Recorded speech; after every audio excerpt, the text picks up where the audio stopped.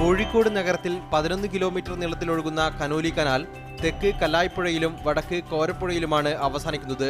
മഴവെള്ളം കനോലി കനാലിലും തുടർന്ന് പുഴയിലൂടെ കടലിലും ചെന്നു ചേരും വിധമുള്ള ശാസ്ത്രീയ ക്രമീകരണമാണിത്. എന്നാൽ സ്വകാര്യ കെട്ടിടങ്ങളിൽ നിന്നും മറ്റുമായി കനോലി കനാലിലേക്ക് തുറക്കുന്ന 74 അനധികൃത അഴുക്കുചാലുകളുണ്ട്. ഈ അഴുക്കുചാലുകളിൽ നിന്നുള്ള മാലിന്യവും മണ്ണും നിറഞ്ഞ് കനോലി കനാലിന്റെ ഒഴുക്ക് നിലച്ചു കഴിഞ്ഞു. മദ്രാസിലുണ്ടായി പോകുന്ന മാതിരിയല്ല, അതിനേക്കാളും കുറഞ്ഞൊരു ലെവലിലുള്ള മഴയാണെങ്കിലും വെള്ളക്കെട്ടുണ്ടാകാനുള്ള എല്ലാ സാധ്യതകളും കോഴിക്കോടുണ്ട്. ഈ കനോലി കനാലിൻ്റെ 2 മൗത്തുകളും മണ്ണ് വാരലോ സിൽറ്റ് നീക്കം ചെയ്യലോ നടക്കാത്തത് മൂലം ഭൂരിഭാഗവും അടഞ്ഞു കിടക്കുകയാണ്. കനോലി കനാൽ ഒഴുകിച്ചേരുന്ന കല്ലായിപ്പുഴയുടെയും കോരപ്പുഴയുടെയും ഒഴുക്ക് നിലച്ചിട്ട് വർഷങ്ങളായി. മാലിന്യവും മണ്ണും നിറഞ്ഞ് പുഴയുടെ ആഴം വല്ലാതെ കുറഞ്ഞിരിക്കുന്നു. സ്വാഭാവികമായിട്ടും ഈ പുഴേൻ്റെ ഒഴുക്ക് കുറയുന്നതോട് കൂടിയിട്ട് ചളിയും മറ്റു മണലും ഒക്കെ ഈ പുഴേൻ്റെ അടിത്തട്ടിൽ അടിഞ്ഞു കൂടിയിട്ട് ഈ ഒഴുക്ക് തീരെ ഇല്ലാത്തൊരവസ്ഥയും പുഴേൻ്റെ നാശം സംഭവിക്കുകയും ചെയ്യുന്നു.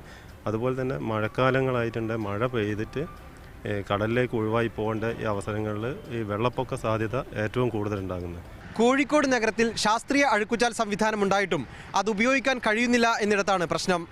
കനോലി കനാൽ നവീകരണം എന്ന പേരിൽ ഇടയ്ക്കിടെ പ്രഖ്യാപിക്കുന്ന പദ്ധതികളൊന്നും തന്നെ ഇതുവരെയും ലക്ഷ്യം കണ്ടിട്ടുമില്ല.